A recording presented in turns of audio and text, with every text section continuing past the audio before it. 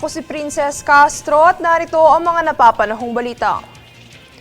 Pinapalawig ng Food and Drug Administration o FDA ang bisa ng lisensya sa health products kasabay ng bago nitong panuntunan na pagpapadali sa proseso ng pagrerehistro.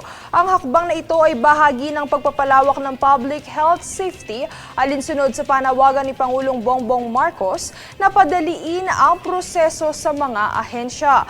Ang mga lisensya sa produktong pangkalusugan ay maaari nang tumagal hanggang 12 taon kumpara sa nakaraang 3 hanggang 5 taong bisa.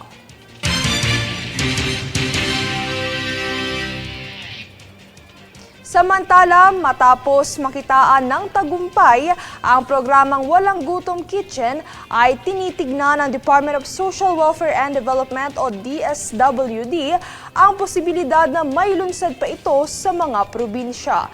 Yan ang balitang hatid ni Danisa Lopez. Sa matagumpay na paglulunsad ng programang Walang Gutom Kitchen ng Department of Social Welfare and Development o DSWD sa Pasay City noong nakaraang taon, buwan ng Disyembre, ay nagbabalak ng palawigin pa ng kagawaran ang programang ito sa mga probinsya. Ayon kay DSWD Undersecretary Eduardo Punay, naniniwala siya na mas matutugunan nito ang poverty incidence sa bansa. Una nang tinitignan ng kagawaran ang probinsya ng Bangsamoro Autonomous Region in Muslim Mindanao o BARM dahil nagtataglay umano ito ng pinakamataas na antas ng kahirapan at malnutrisyon. Kasama rin naman sa tinitingnang plano ngayong taon ang Leyte, Samar at Bicol. Pagtitiyak ni Punay, bukas ang programa sa kahit na sinong nangangailangan ng pagkain o nagugutom. Ibinahagi pa niya na mayroong mga empleyado na mababa lamang ang kita ang nagpupunta para kumain. Sa kasalukuyan ay napagserbisyohan na nito ang 10,000 individual na siyang mayroon namang mga pribadong voluntaryo na aabot sa 200 para panatilihin ang daloy ng operasyon. Danisa Lopez nag-uulat para sa Golden Nation Network.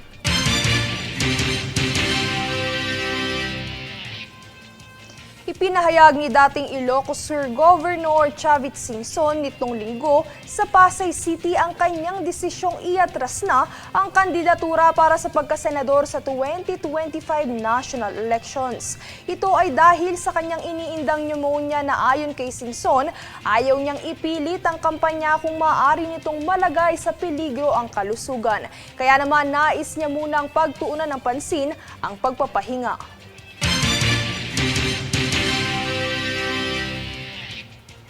Kami ang boses ng pagbabago. Ako si Princess Castro at ito ang News Force. Sa ulo ng mga balita, DOH pinabulaanan ang viral post na HIV-contaminated blood sugar test. Monster ship ng China muling bumalik sa karagatan ng Zambales. DA, layon ang 58 pesos per kilo ng bigas sa susunod na linggo. PNP sinabing lumipat sa kidnapping operations ang mga Chino na sangkot sa Pogo. Hustisya panawagan ng pamilya ng Pinay na pinaslang sa Slovenia. BTS J-Hope balik bansa sa Abril para sa kanyang pinakaunang solo tour. Patas at pantay na balita, komprehensibong ulat para sa pulso ng masa. Ito ang News Force.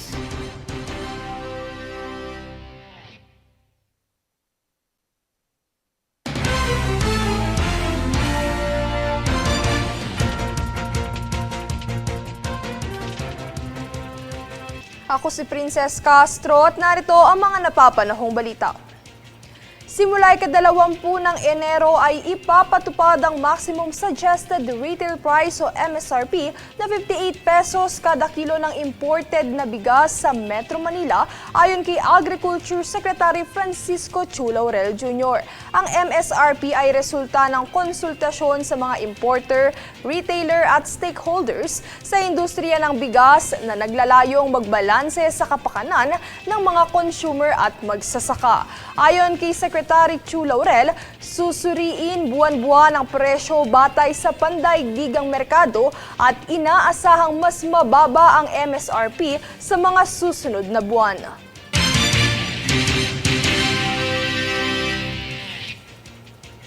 Isinusulong sa Kongreso ang pagpapabigat ng parusa para sa mga scammer na target ang mga overseas Filipino workers o OFW.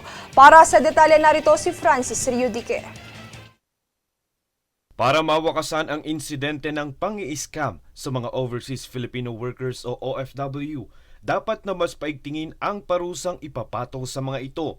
Ito ang sentimiento ni ACT-CIS Party List Representative Erwin Tulfo. Kaugnay ito ng kanyang ihahaing panukalang batas na mas papabigatin ang matatanggap na parusa ng mga scammers sa mga OFW. Sa ilalim nito, hindi bababa sa 10 milyon ang magiging multa. Pinakamababa na rin ang 2 taong pagkakakulong at maaari pang humantong sa lifetime imprisonment. Kumpiyansa si Tulfo na ito na ang batas na magtitiyak ng proteksyon para sa mga OFW.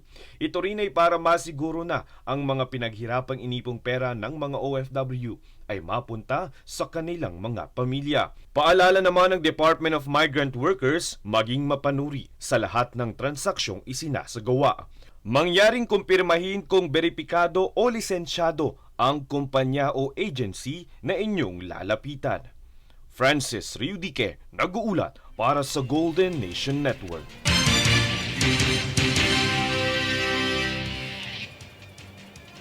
Pagpapalawak sa libreng legal na serbisyo sa publiko. Yan ang isa sa mga isinusulong ngayon ng Department of Justice o DOJ, partikular sa marginalisadong komunidad sa Pilipinas. Sa pamamagitan ng pakikipag-ugnayan ng DOJ Action Center nito sa Department of Social Welfare and Development, layo nitong pahusayin ng serbisyong legal, gayon din ang mapabuti ang pag-access sa hustisya ng mga mamamayan. Kaugnay nito ay nagpulo ang 2 panig para talakayin ang mga inisyatibong kanilang nais na ipatupad.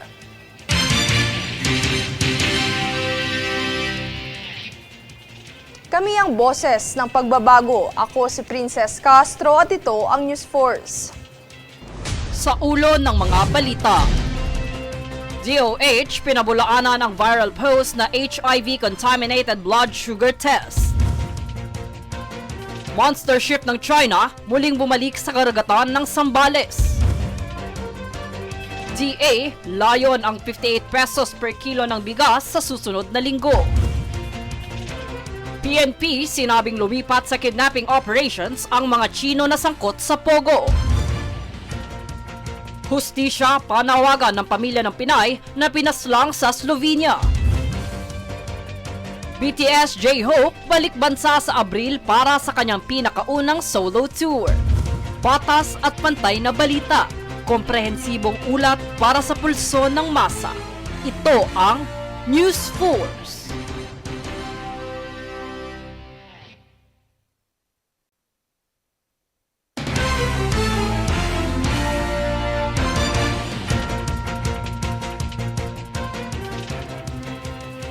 Ako si Princess Castro at narito ang mga napapanahong balita. Ibinahagi ng Philippine National Police Anti-Cybercrime Group o PNP-ACG ang kamakailang datos ng matagumpay na operasyon nito sa panguhuli ng mga iligal na aktibidad. Base sa huling datos mula 3 hanggang 9 ng Enero ay nasa 10 ang naarestong wanted ng PNP-ACG habang 12 naman ang naaresto mula sa entrapment operation. Nagpapatuloy naman ang ahensya sa pagtutok ng mga iligal na nagbebenta ng mga rehistrado SIM card, gayon din sa paglaganap ng mga scam online.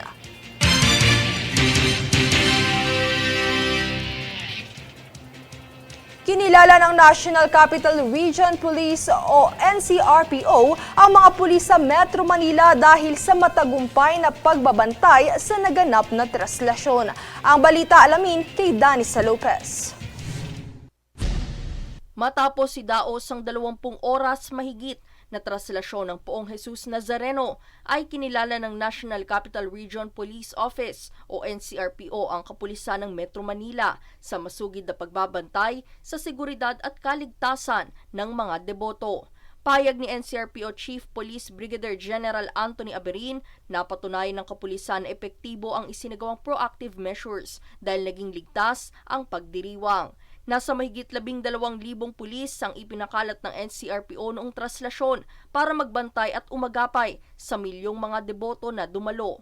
Matatandaan na umabot sa 8 milyong deboto ang naitala ng National Disaster Risk Reduction and Management Council o NDRRMC na dumalo sa nasabing prosesyon mula Quirino Grandstand hanggang Quiapo Church. Itinuri rin naman ng Philippine National Police o PNP na mapayapa ang traslasyon nitong taon dahil wala umano itong naitalang major untoward incident. Daniza Lopez nag-uulat para sa Golden Nation Network.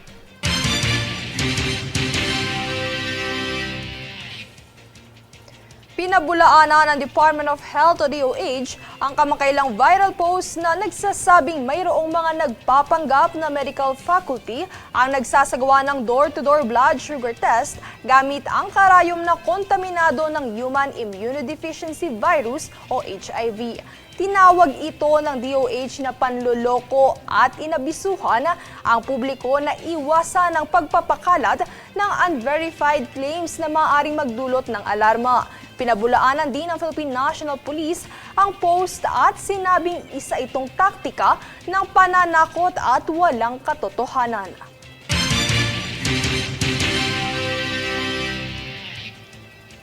Kami ang boses ng pagbabago. Ako si Princess Castro at ito ang News Force. Sa ulo ng mga balita, DOH pinabulaanan ang viral post na HIV-contaminated blood sugar test. Monster ship ng China muling bumalik sa karagatan ng Zambales. DA, layon ang 58 pesos per kilo ng bigas sa susunod na linggo. PNP, sinabing lumipat sa kidnapping operations ang mga Chino na sangkot sa Pogo. Hustisya, panawagan ng pamilya ng Pinay na pinaslang sa Slovenia. BTS J-Hope balik bansa sa Abril para sa kanyang pinakaunang solo tour. Patas at pantay na balita, komprehensibong ulat para sa pulso ng masa. Ito ang News Force.